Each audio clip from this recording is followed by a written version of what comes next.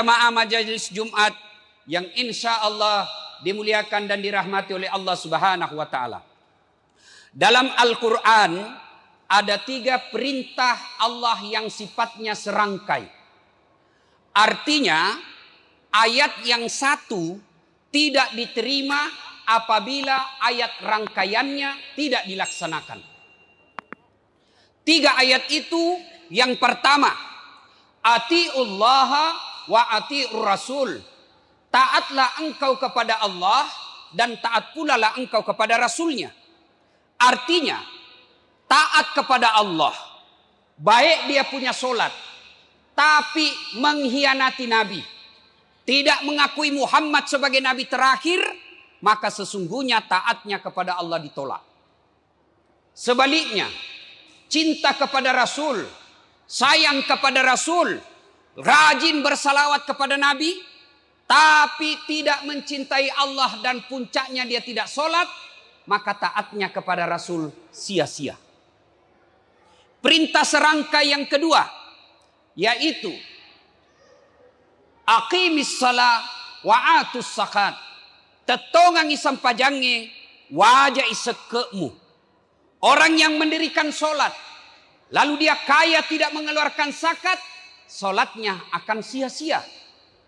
Demikian sebaliknya, bagus sholatnya, 5 waktunya lengkap, sholat sunatnya cukup, tapi tidak membayar zakat, salatnya pun akan sia-sia. Yang ketiga perintah serangkai, anis kurli wali walidaika. Bersyukur engkau kepada Allah dan bersyukur pula lah engkau kepada kedua orang tuamu. Artinya apa? Ada orang yang baik agamanya kepada Allah, cinta kepada Rasul, sholatnya bagus, puasa Senin Kamisnya baik, tahajudnya tiap malam, tapi dia tidak urus orang tuanya, dia durhaka kepada kedua orang tuanya, maka taatnya, cintanya kepada Allah dan Rasulnya akan sia-sia. Ayat serangkai yang ketiga inilah yang kita akan fokus membahas pada khutbah Jumat kali ini. Birrul walidain, berbuat baik kepada kedua orang tua. Sebagai gambaran sederhana betapa pentingnya kita taat kepada orang tua, maka saya sampaikan sebuah kisah yang juga pernah diceritakan oleh Rasulullah. Cerita ini masyhur di antara pesantren, di antara para ulama, populer di antara para santri. Cerita ini ketika Nabi berkisah. Ada seorang anak muda, bagus sekali agamanya. Ini adik-adik yang ada di atas jangan ribut. Inilah kalau orang tuanya dia lepas anaknya sholat. Mestinya adabnya itu kalau bawa hari Jumat, itu anak-anak kita simpan di samping. Jangan kau enak duduk dengar khutbah baru kau bilang sama anakmu pergi mau kau main. Nah ini nih berkeliaran di atas. Mestinya ada di sampingnya orang tuanya itu. Mungkin orang tuanya tidak datang sholat Jumat. Sidang Jumat yang saya muliakan, Nabi menceritakan, anak muda makesing bagaimana?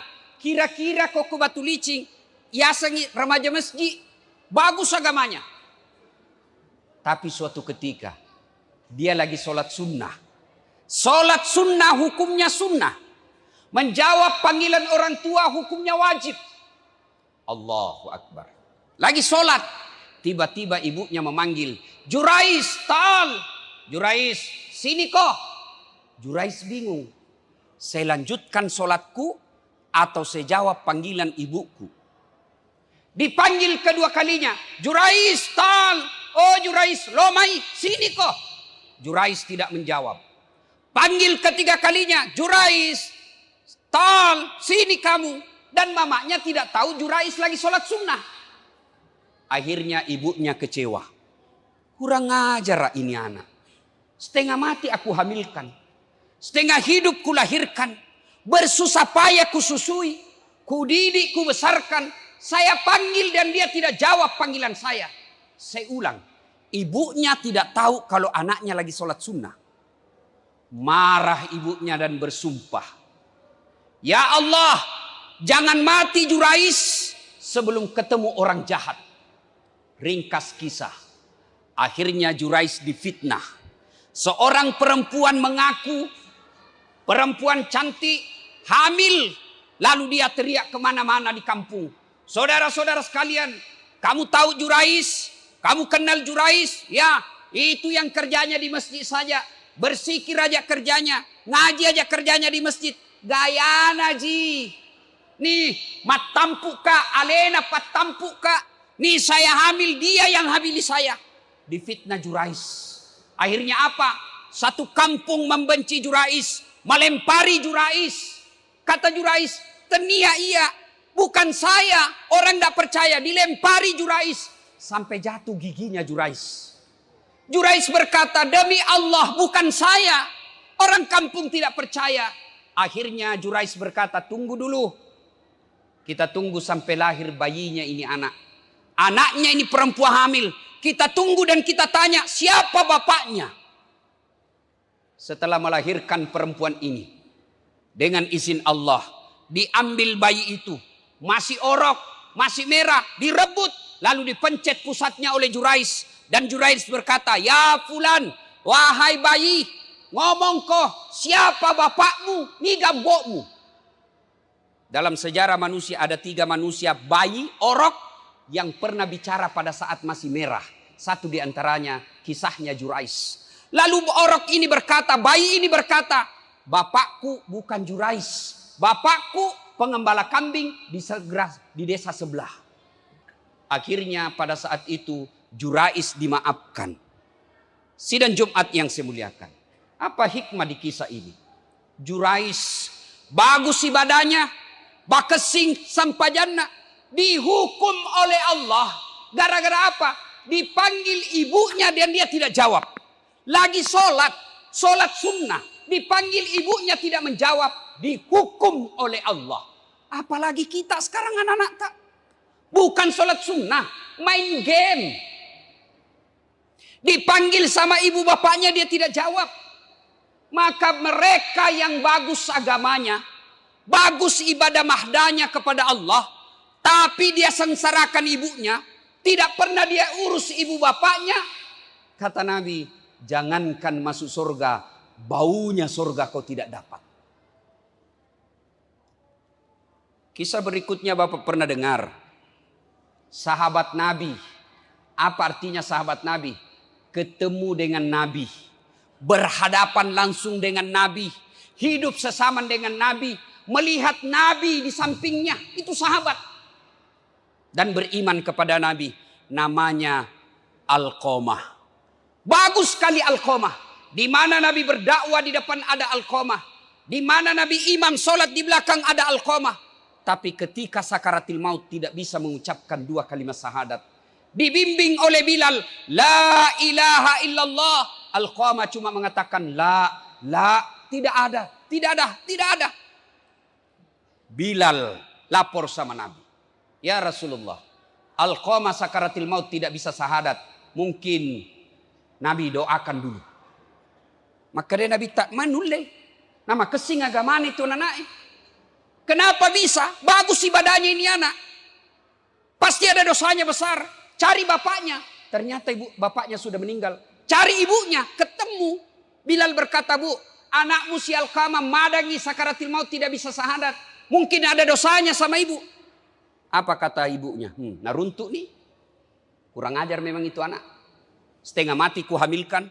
Setengah mati ku lahirkan. Bersusah payah saya besarkan. Setelah ada istrinya. Lebih sayang sama istrinya. Lebih takut sama istrinya. Daripada cinta sama ibunya.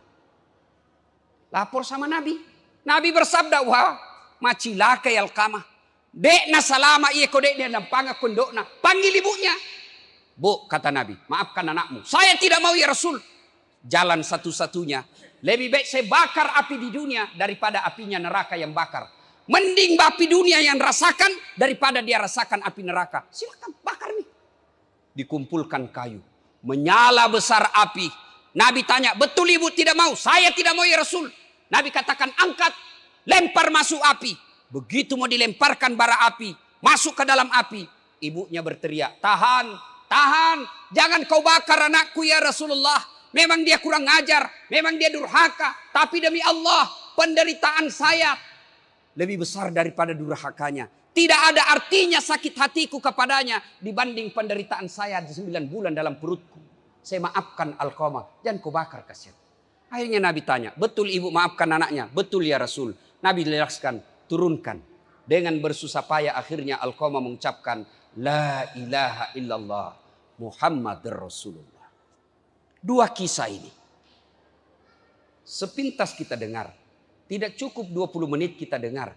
Tapi demi Allah, banyak orang sengsara hidupnya dari dewasa sampai sakaratil maut karena kurang ngajar sama ibu bapaknya. Saudaraku yang ada merantau dari Kalimantan, dari Sulawesi, dari Jawa, dari Papua, bertahun-tahun sudah di Batu Licin cari nafkah. Kenapa hidupku susah? Salah satu sebabnya kau lupa orang tuamu.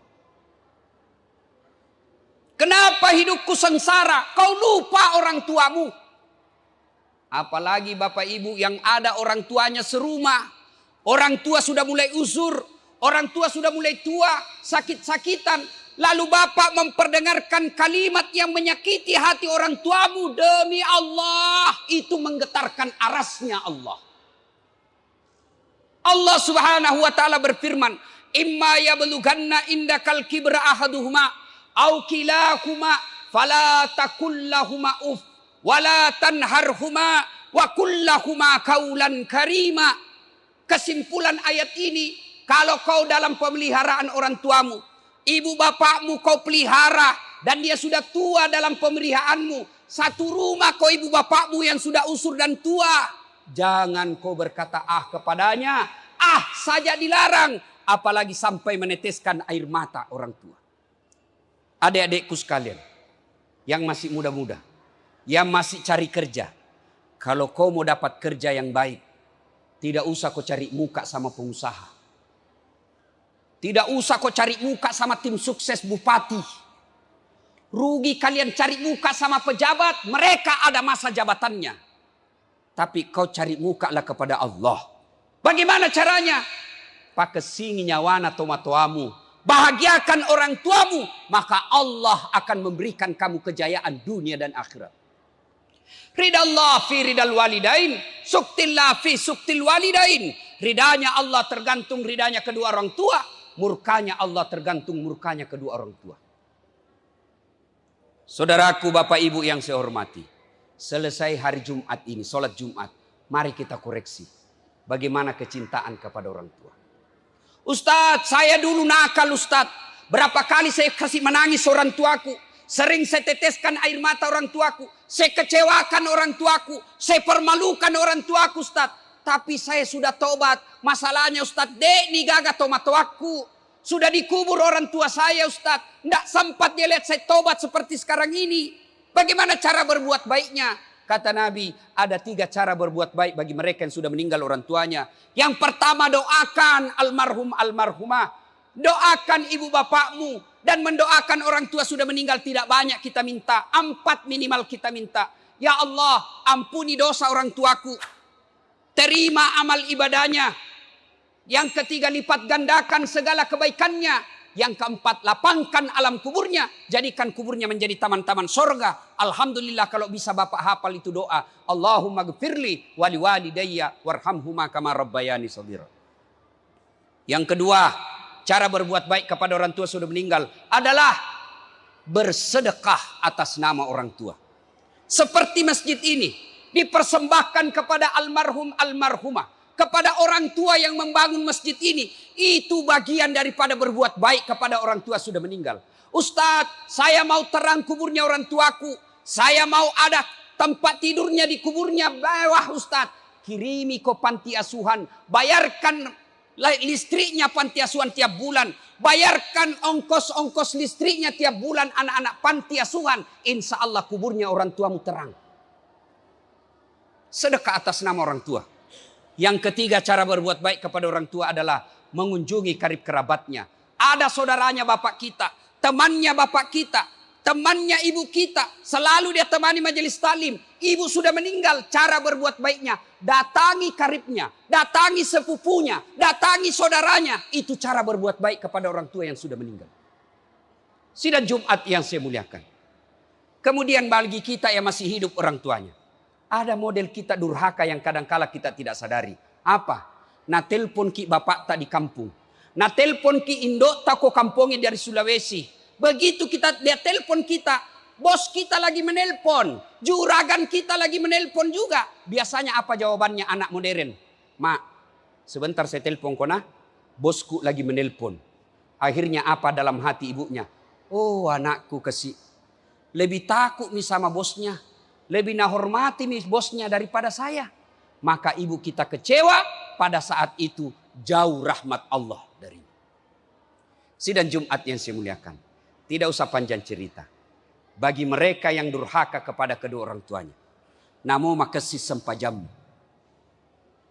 Al-jannatu takhta aqdamil ummahat. Surga itu berada di bawah telapak kaki ibu. Pertanyaan, kenapa anak-anak kita sekarang makin tinggi sekolahnya makin kurang ajar? Makin disekolahkan ke luar negeri makin tidak ada tata keramanya. Salah satu sebabnya hubbi aklil haram. Anak tak selalu dikasih makan uang haram. Kita zaman kecil masih ingat kita semua itu? Jangankan bicara kasar sama orang tua. Ipole wajo-wajona tomatoai pak timali. Lewat saja sama depannya orang tua kita tabe-tabe. Sekarang anak-anak kita mau diinjak-injak ketika bapaknya mau tidur. Maka anak seperti ini meskipun tinggi sekolahnya, tapi kalau tidak pandai menghormati orang tuanya, semua ilmunya tidak ada gunanya. Mudah-mudahan Jumat kali ini koreksi buat kita semua. Pulang nanti, mari muliakan ibu bapak yang masih hidup. Berdoa kepada Allah. Allah panjangkan umur kita. Allah panjangkan umur ibu bapak kita. Allah murahkan rezeki kita agar bisa membalas sisa-sisa kebaikan orang tua kita di akhir hidupnya. Dan anak-anak kita, Allah hadirkan anak-anak kita yang pandai berbuat baik kepada kedua orang tuanya. Demikian, semoga ada manfaat. Lebih dan kurangnya mohon dimaafkan. Nun wal kalami misturun. Billahi fi sabilil haq. Barakallahu li wa lakum wa izza'il mu'minin. Innahu huwal ghafurur rahim. Sidang Jumat yang saya muliakan. Ayat yang berbunyi laqad kana lakum fi rasulillahi uswatun hasanah. Sudah kita hafal sejak kita kecil bahwa Muhammad itu adalah contoh teladan yang sangat baik buat kita semua.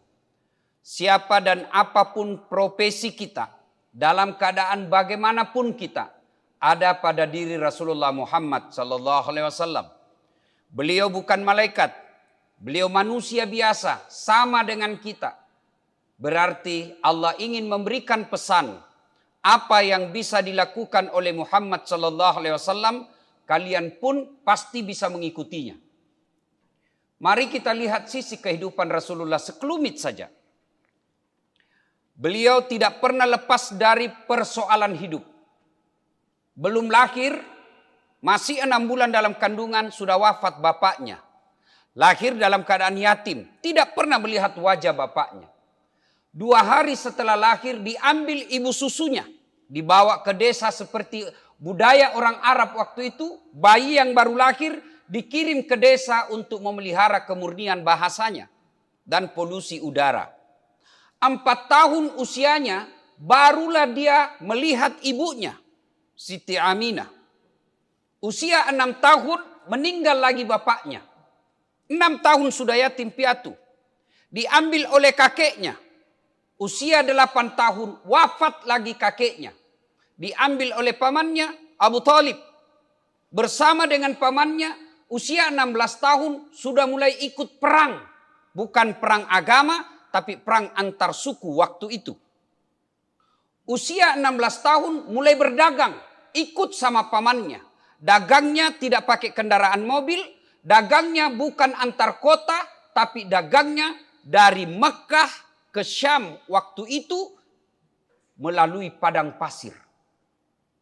Menikah dengan Siti Khadijah, punya anak. Dari 7 anaknya, 6 yang dilihat mati dan wafat anaknya di depan matanya. 6. Kita 1 saja anak tak meninggal, rasanya kita depresi. 7 dan meninggal usia remaja. Kemudian diangkat menjadi nabi dan rasul, diperangi, bukan cuma diteror di medsos, diancam beberapa kali ingin dibunuh. Dan siapa yang menterornya? Bukan orang lain, Amurena Mato, pamannya sendiri, Abu Lahab. Dilihat oleh mata kepalanya sendiri, pamannya Hamzah, saudaranya bapaknya, wafat di perang Uhud. Dilihat mata kepalanya di atas bukit, Nabi melihat Hindun memelah dada pamannya, diambil hatinya dan digigit. Dilihat dengan mata kepalanya sendiri. Dilihat beberapa sahabatnya, belasan sahabatnya dibunuh di depan matanya. Diteror dari segi ekonomi. Pernah beliau lapar 3 hari 3 malam, sehingga Hasan Hussein cucu beliau pucat. Begitu besar penderitaan Rasulullah. Lepas dari Madinah, perang demi perang lagi dilewati. Perang Badar, perang Uhud, perang Khandaq, perang. Usia 50 tahun masih ikut perang. Tapi alhamdulillah, tidak pernah kita dengar sejarah Nabi lebay.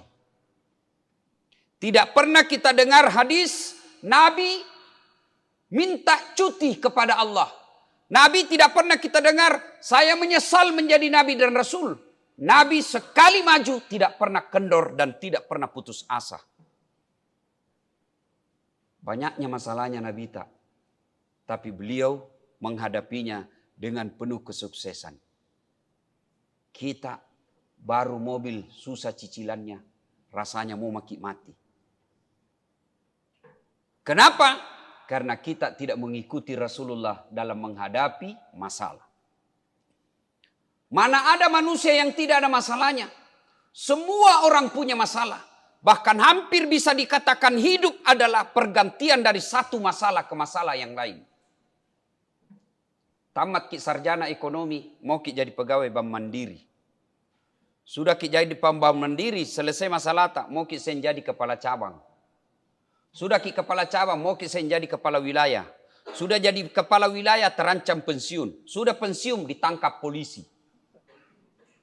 Tidak ada orang lepas dari masalah. Maka konsep Nabi ketika menghadapi masalah, beliau pegang teguh ajaran Al-Quran. Apa kata Al-Quran ketika ada masalah? Al-Quran hanya mewasiatkan 2 hal yang kau perlu perkuat. Ista'inu bis-sabri was-salah. Sabar kau, perbaiki solatmu. Mengucapkan sabar sesuatu yang gampang. Sabar kodi, sabar kodi, sabar kau begitu. Gampang diucapkan. Tapi mengaplikasikannya sangat sulit. Lalu bagaimana orang sabar? Al-Quran menjelaskan. Fabassiris sabirin, kata Allah. Gembirakanlah orang-orang yang sabar. Gembirakan orang-orang yang bersabar. Siapa? Alladzi idza asabatum musibah qalu inna lillahi wa inna ilaihi rajiun. Mereka yang mengaplikasikan, mereka yang menerapkan, mempraktekkan, segalanya datang dari Allah dan segalanya pun akan kembali kepada Allah Subhanahu wa taala. Nah, sekarang bagaimana memotivasi? Bagaimana caranya supaya kita tingkatkan kesabaran ini? 1. Percayalah tidak ada kejadian di muka bumi ini yang tidak ada hikmah positifnya buat kita. Saya ulang. Tidak ada kejadian yang menimpa kita yang tidak ada sisi positifnya. Cuma kita yang melihat sisi negatifnya saja. Contoh paling konkret. Berapa banyak orang mendekam di penjara. Kalau dia mengambil sisi positifnya, saya melihat yang tadinya pengedar narkoba, yang tadinya pak kepala talang, yang tadinya tukang tipu, istrinya dia pukuli, yang tadinya suka makan haram, di penjara. Setelah di penjara dapat hidayah. Apa? Dia tiap hari ngaji. Dia baru belajar sholat, dia belajar puasa. Di dalamnya, di penjara justru dia dapat hidayah dan lancar ngaji keluar. Saya bilang apa kok? Coba kalau di luar kau terus makan narkoba bisa overdosis mati kafir kok. Tapi mengambil iktibar dari semua kejadian itu hanya dimiliki bagi orang-orang yang berpikir. Kalau tidak berpikir maka dilewatinya begitu saja. Contoh lagi paling sederhana. Bapak bawa kendaraan, kempes ban mobil. Kalau orang mau mengambil sisi positifnya, alhamdulillah. Ada kesempatan buat saya bersedekah kepada tukang pres ban. Bayangkan kalau tidak ada yang kempes bannya sepanjang jalan. Sepanjang masa tidak ada yang kempes bannya. Di mana mereka hidup? Kasihan itu tukang tambal ban yang pinggir jalan. Alhamdulillah, ada kesempatan buat bersedekah kepada mereka. Selalu mengambil sisi positifnya. Yang kedua, percayalah bahwa apa yang kita alami, apa yang Bapak Ibu rasakan pasti banyak lebih susah dari kita. Nakke di PHK, dirumahkan nggak? Alhamdulillah, gara-gara COVID dirumahkan. Alhamdulillah. Berapa banyak orang dikuburkan. Selalu ambil bahwa banyak yang lebih susah dari kita. Ambil sisi misalnya ini. Nah, kena COVID. Bagi orang yang meningkatkan rasa sabarnya, tidak ada yang sia-sia di sisi Allah. Kata Nabi, jelas buat umat kita. Kata Nabi, seluruh perkara umatku barang bagus. Seluruhnya. Kau kena musibah, bersabar kok, dengan musibah itu menggugurkan dosa-dosamu. Kau sehat dan kau bersyukur, syukurmu menjadi pemberat amalmu. Dan anggaplah kita lagi sial, kena musibah, wafat orang kena wabah, ganjarannya sama dia mati syahid. Alhamdulillah. Cuma kadangkala kita tidak mau mengambil sisi positifnya. Sisi negatifnya saja kita lihat. Tidak mau dia dicoba. Kenapa saya dicoba, Ustaz? Tetanggaku Pak Botor tidak pernah sembahyang. Baik namamu hidupnya. Kenapa saya yang rajin sholat berjamaah? Sudah dipecahku dong. Disita mesin motorku. Allah tahu bahwa dengan begitu kamu semakin dekat dengan Allah. Saya selalu berdoa Ustaz tiap malam. Kenapa Allah tidak kabulkan doaku? Nah 1 bulan mau ini. Kalau dikabulkan ki hari ini berhenti makin sholat besok. Maka Allah ingin lihat, biar malaikat jangkau dulu kasih ki. Tundai sampai 40 hari. Supaya 40 hari dia berdoa kepadaku. Bukankah dengan datang berdoa kepada Allah, Allah tersenyum kepadanya. Allah tersenyum kepadanya. Dan makin banyak dia berdoa, makin banyak pahalanya. Begitu ada masalah. Bahwa lihat, banyak orang lebih susah dari kita. Dan berikutnya agar meningkatkan kesabaran. Bertemanlah dengan orang-orang soleh. Itu wasiat ulama. Berteman dengan orang-orang soleh. Saya selalu istilahkan, kalau kau dapat orang soleh, genggam tangannya, jangan kau lepas. Karena dia akan menyelamatkanmu dunia sampai akhirat. Kenapa bisa Ustaz? Coba kalau bapak berteman orang baik. Ajak mi bedek minum balok. Tiada itu. Aku tahu, sadar kok. Jangan kau begitu. Coba. Apa yang diajakkan kok? Masuk kita wa masjid. Duhur mi. Cari kau dulu masjid. Dia selamatkan kamu di dunia. Di akhirat ketika orang soleh ini mau masuk surga. Naboya kok. Maka jangki juga pandang enteng orang-orang soleh. Karena tong itu kata mau kaya kebarasan jijin tahu itu. Baik-baik sama orang baik. Masing-masing ada kelebihan orang. Lihat sisi positifnya.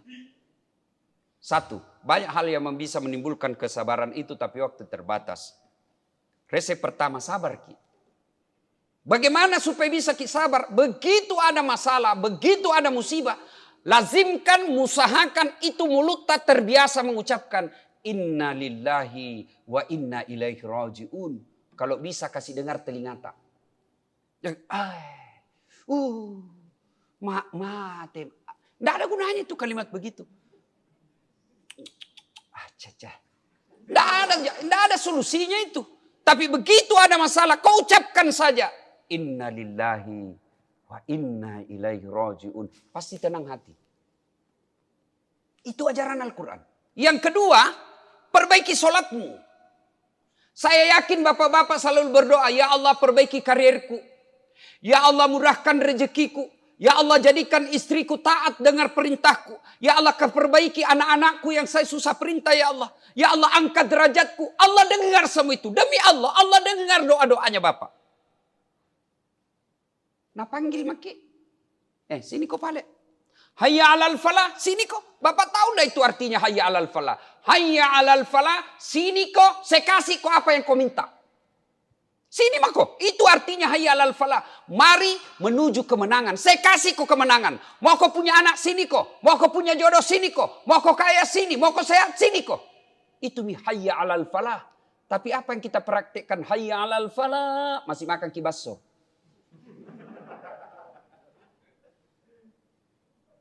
Nah sekali orang sembahyang Jumat. Sekali 1 minggu. Kenapa sih kalau kita hari Jumat terlambat ki sedikit makan, lebih awal ki datang. Nah ndak mati ki juga itu kalau terlambat ki 10 menit makan. Pantas Bapak 30 tahun kerja di Bank Mandiri ndak bisa kau lepas dari kredit. Kenapa? Karena kau anggap enteng Tuhanmu. Kau lebih takut sama kepala cabangmu daripada Tuhanmu. Nah bilang Tuhan, cari mako muka sama manusia, urus mako. Nah suruh kau kerja 10, 9 yang benar, 1 yang salah, yang 1 nak maki-maki kau. Itulah manusia. Kenapa kau tidak minta kepada Allah? Nah panggil kau Allah, hayya alal falah, datang kau lebih awal. Hari Jumat sekali sepekan. Datang lebih awal, kau pasrahkan dirimu kepada Allah. Kecil buat Allah kasih kau apa yang kau mau. Allah cuma mengatakan kun fayakun, nah kasih kau. Dan percaya kalau ada yang kita minta tidak dikasih, berarti yang kita minta tidak baik buat kita. Allah Maha tahu. Cuma kita terbiasa melalaikan azan. Terbiasa Pak, Jumat-Jumat selalu kita terlambat. Kita anggap remeh. Kita hanya sebagai sholat Jumat ini bukan kebutuhan, hanya formalitas saja. Yang penting selesai, maka wajar hidupmu tidak bisa seperti apa yang kau mau. Karena kau jauhi Allah. Dekati Allah. Atur jadwal sholatmu supaya Allah tertibkan jadwal hidupmu. Apa susahnya datang ki lebih awal? 10 menit lebih awal azan datang maki duduk di sini. Sudah itu sholat duhur, sudah sholat Jumat. Tenang ki dulu, jangan ki langsung lompat. Tenang ki dulu 5 menit. Zikir, sebut-sebut nama Allah. Coba itu, bayangkan itu Asmaul Husna. Ada enggak nama Asmaul Husna jelek? Semua bagus Pak. Maha pengasih, maha penyayang, maha pemberi, maha kaya, maha pemurah, maha pemaaf. Semua bagus. Lalu kenapa kita tidak datang menyambut yang maha bagus itu? Sudah sholat Jumat, mengadulah kepada Allah. Perbaiki zikirmu. Jangan kau buru-buru zikir. Minta kepada Allah. Siapa tahu dan siapa sangka Jumat ini Allah kabulkan doamu. Jumat-Jumat kita selalu terlambat. Sini kinjau yang terlambat Pak. Dia nanti cepat lagi pulang. Gimana mau baik hidup tak? Jumat-Jumat begitu. Dan kalau kita sudah disampaikan begini tidak ada perubahan. Kita itu nak kena hadis Nabi. Kaswatul qalbi. Maka doa tidak mempan nasihat. Kalau masih malu-malu Pak. Masih ada harapan. Masih malu adalah pakaian orang bertakwa. Tapi kalau tidak ada rasa malu tak disinggung begini. Hati-hati Pak. Pergi ki saja Jakarta.